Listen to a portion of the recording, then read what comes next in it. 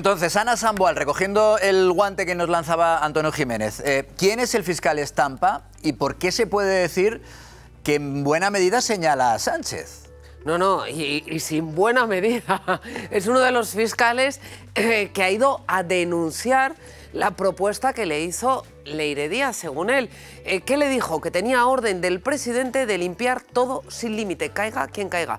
Todo lo de Begoña, porque actúa cuando imputan a Begoña. La denuncia es del fiscal Ignacio Estampa, le cita Leire, le llama y le dice que de parte de Santos Cerdán, Leire usa como intermediario a su socio, a Pérez Dolcet. ¿Qué es lo que le ofrecen? Según Estampa, que tendrá que ratificarlo ante el juez que investiga el caso el próximo 5 de noviembre. Pues él dice que le ofrecen un soborno a cambio de pruebas contra Grinda, que entonces era el número 2 de anticorrupción y es uno de los hombres que está en el punto de mira desde hace muchos años, desde que su empresa fue quebrada, de Pérez Dolcet.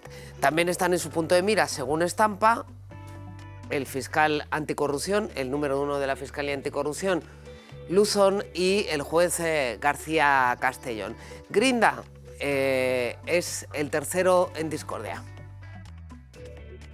Una cosa con respecto al fiscal Grinda, y a mí me parece infinitamente más grave. Infinitamente más grave. Si fuera verdad todo lo que se ha dicho de lo del vídeo, a mí me parece grave, pero habrá que demostrarlo. Pero lo que sí sabemos hoy, porque se ha filtrado una conversación con un periodista, con Agustín Marco, que es que el periodista dice que se revelaban secretos y que se manipulaban causas. Eso lo ha dicho el periodista. Eso se hace todos los días, la policía, la fiscalía. Eso lo ha dicho con esta soltura el periodista. El objetivo de Leire eran los fiscales anticorrupción, el número 1 y número 2 de la Fiscalía Anticorrupción, jueces, empresarios, políticos, eso es lo que asegura el fiscal Estampa, pero también el propio Grinda. Él dice que este periodista, el tercero en discordia, Pere Rusiñol, es el que intenta sobornarlo a él y le intenta sobornar para que mire para otro lado, deje pasar casos tan importantes como el caso Pujol, por cierto.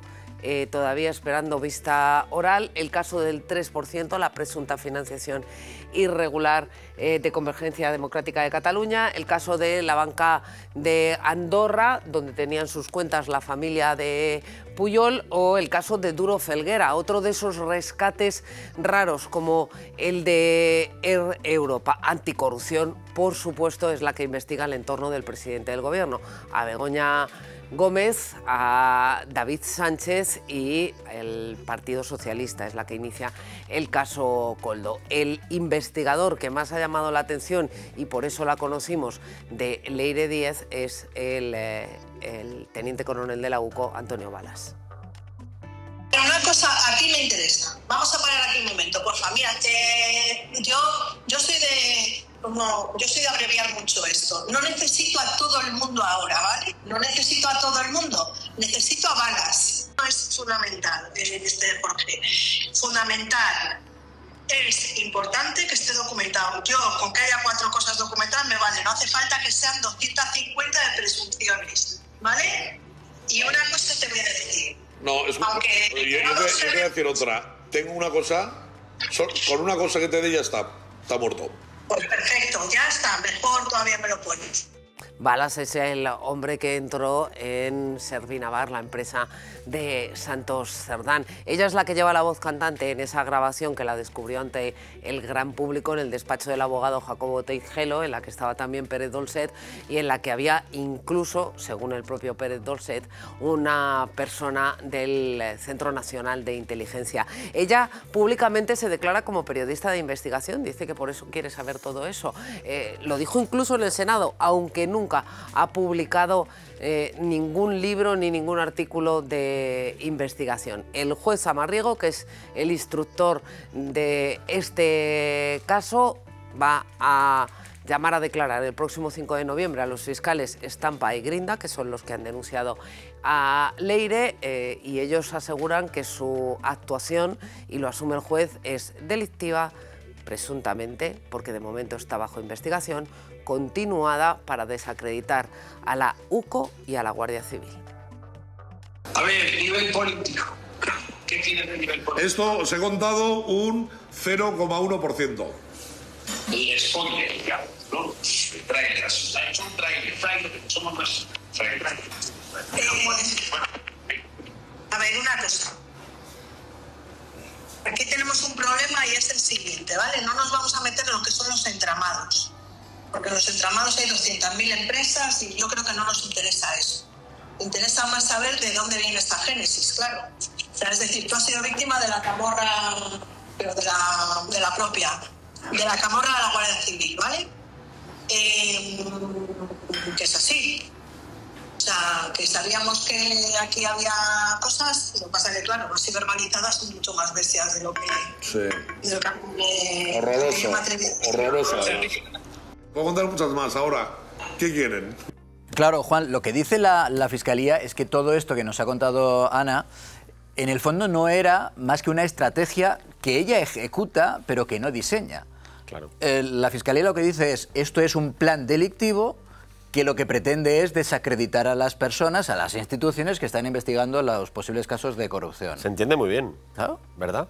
Se entiende muy bien, pero... Y sobre todo casa. Las piezas del puzzle casan. Perfectamente verosímil. Y luego yo, cuando vamos avanzando en esta investigación y lo vamos publicando en El Confidencial, no puedo evitar acordarme de la reacción del Partido Socialista y del Gobierno el primer día, cuando salió el primer audio. Y Leire Díez no existe, no tiene que ver con el PSOE, no sabemos nada de esta mujer, esto es una grabación fraudulenta. Todo aquello que se dijo, a medida que van pasando los días, caduca demasiado pronto. Por lo tanto, esto lo que revela es que había una estrategia. Había una estrategia que ahora dos fiscales que son valientes han puesto en manos de un juez y veremos a ver hasta dónde llega. Pero lo cierto es que, y parece evidente, había una intencionalidad de intentar frenar todo lo que pudiera perjudicar al gobierno, por una vía o por otra, y con personajes, todos ellos, turbios, grotescos. A ver, denuncian Grotescos dos más, fiscales a los que ella intenta desacreditar porque va contra ellos, pero al mismo tiempo intenta sobornarlos. Les ofrece... A Estampa le ofrece embajada y puestos en el extranjero, que obviamente tienen unos sueldos muchísimo más altos que aquí en España, y obtiene... yo me temo que la van a hacer pasar por el pequeño Nicolás o algo parecido, claro. Sí, pero, era parte de la idea. Sí, bueno, pero al pequeño Nicolás no le recibían en Moncloa. A esta señora la han recibido en el momento de crisis de este gobierno, cuando el presidente hace la carta de los 5 días, la recibe Santos Cerdán, nada menos, y cuando va a entregar el acta, la abren la puerta para que vaya a entregarlo personalmente. Allí dejó el pendrive, además. El pendrive y todo eso. Es decir, que esa vinculación es innegable en este momento. Y luego las fechas. Sí, pues se decía que las claro, piezas del puzzle casan. Efectivamente, el 5 de mayo se produce esa reunión y un mes antes es cuando Pedro Sánchez decide esos 5 días de asueto para pensar qué hacer con su futuro político, que coincide con la imputación de su esposa, ¿no? Entonces, casan desde luego las fechas. Casa que una señora como esta es imposible que fuera por libre. Efectivamente, por todo lo que ha dicho Ana y porque además con esa suficiencia con la que habla, donde incluso trafica, ¿no?, con efectivamente posibles traslados de fiscales fuera de España, donde toca en situaciones sensibles a fiscales que están investigando casos de corrupción que rodean al presidente. Que no hay una conexión todavía directa entre Pedro Sánchez y su brazo armado, que entonces era Santos Cerdán, y esta señora. De Pedro Sánchez a Leire Díez todavía no. De Santos Cerdán a Leire Díez, desde luego sí. Ahora queda por casar todo eso. Yo me sigo haciendo una pregunta. ¿Todo esto ocurría, se hablaba en nombre del presidente del gobierno, se intentaba además tapar y frenar todas las investigaciones contra su familia sin que él lo supiera? Él puede no saber, puede no saber. Claro, sin que él no tuviera noticia. Hablamos de un presidente... Un tipo del Centro Nacional de Inteligencia. Si está ahí es porque lo avala, porque si no tiene que ir inmediatamente después a denunciarlo. Bueno, es más, se imagina que hizo un informe. Si es claro, trabajador del Centro Nacional de Inteligencia, todo queda por escrito. En el menor de los casos, menor, Aitor, lo que no cuela para la Fiscalía es que esta señora Leire Díez estaba ejerciendo de periodista para un libro, no sé qué, que fue su versión.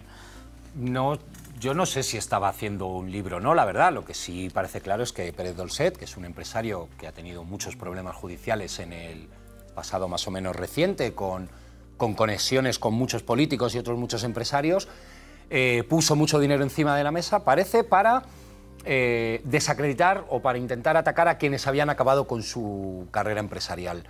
Y en ese marco es donde Leire Díez consigue financiación, o algo de financiación, tampoco sabemos cuánta, para una serie de trabajos que, como decía Maite, no solo es que no estén vinculados con Pedro Sánchez, es que ni siquiera está acreditado que de verdad haya ocurrido lo que Estampa dice que Leire Díaz le ofreció, porque estáis diciendo que Leire Díaz le ofreció a Estampa un puesto en el extranjero como fiscal de enlace, tal. Bueno, esto es una cosa que dice Estampa, que yo quiero recordar que es un fiscal de quien Javier... Sí, bueno, supongo que lo vamos a escuchar. De quien Javier Luzón... Sí, pero no hay una grabación de Leire Díez diciéndole a Estampa te voy a ofrecer tal. Un momento. Vamos a ver. Bueno, ofreció otras cosas. Vale, pues cuando llega la... aquí graba todo el mundo. Pero vamos a hablar sobre lo que sí, lo que ya veremos, pues ya lo hablaremos en otro momento. Pero que yo quiero recordar que Estampa, que es uno de los fiscales que levantó el caso Villarejo, que no es poca cosa, que eso sí...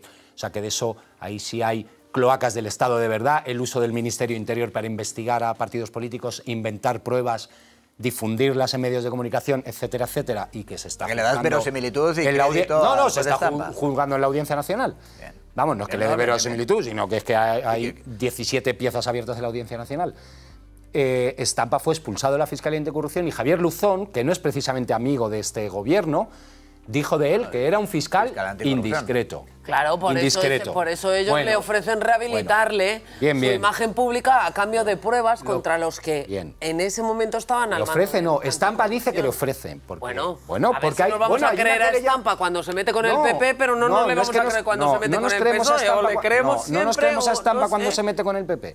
Estampa levantó uno de los casos más importantes que se han investigado en la historia moderna española, que tiene imputado al exministro de Interior, la policía Jorge Fernández, en la Audiencia Nacional. Claro, pero no es una... En esa parte le das crédito a Estampa. Pero que que si no digo que no, que lo que digo es que fue expulsado de la Fiscalía Anticorrupción porque Javier Luzón consideró que no estaba siendo todo lo de todas formas fino que tenía que ser con la información. No, pero está bien la precaución en torno a lo que unos dicen que los otros le han dicho. Bien, está bien las precauciones. Pero hay cosas que hemos oído, claro, entre otras cosas en tu medio, que sí que ofrecía Leire Díez abiertamente. Es verdad que la parte de Estampa todavía no la hemos oído, ofreciéndole, oye, te vamos a rehabilitar a cambio de que me des información en contra de quienes están investigando la cosa. Pero fíjate que todos los argumentos van en la misma dirección. A poner una denuncia inventándose algo tan grave y apuntando nada menos que al presidente. Sobre todo cuando es verdad que estamos hablando de un fiscal que no ha demostrado, digamos, tener una querencia hacia un partido político en concreto.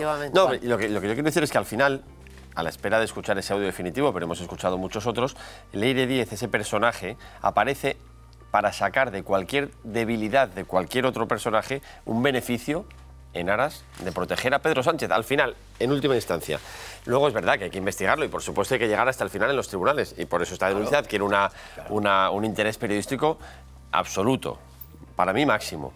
Pero claro, es que Leire Díez, desde el principio hasta el final, va desdiciéndose. Vamos a ver, si es que el primer día no era nadie, luego fue periodista de investigación y luego la hemos visto hace un momento en un plató de televisión diciendo...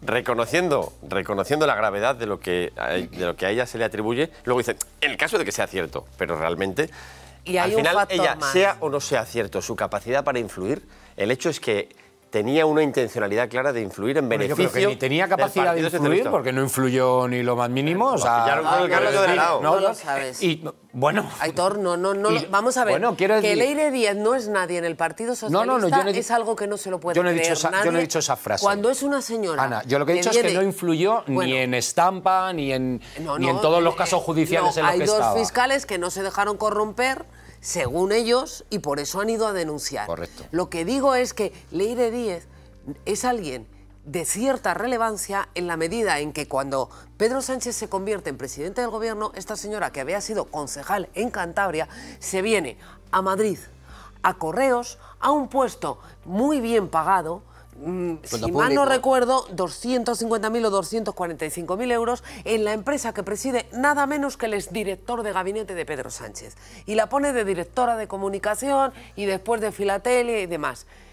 Un partido político no pone en ese puesto tan bien pagado, tan relevante, cerca de una persona que ha sido de la máxima confianza del que hoy es presidente del gobierno, a alguien que es concejal de un pueblecito de Cantabria, Cuando Pedro Sánchez manda a y después la mandan a la empresa de residuos, otro pastizal, como el gerente que está ahora. Porque no cuenta con él como jefe de gabinete. Oye, no quiere saber nada. Ojalá que a todos nos quitaran de en medio con 200 billetes. Pero ya no tenía ninguna experiencia en filatelia, ni en correos, ni en nada de eso. Fue un premio, fue un premio. Aquí o la un broma... puesto pagado públicamente para trabajar para cosas del partido. Pero aquí la broma hasta cierto punto, porque el paso de esta persona por esa empresa pública dejó un pufo de 1.000 millones de euros. Luego llega Pedro Saura millones de euros y la descabalga de ese puesto y la manda a Filatelia.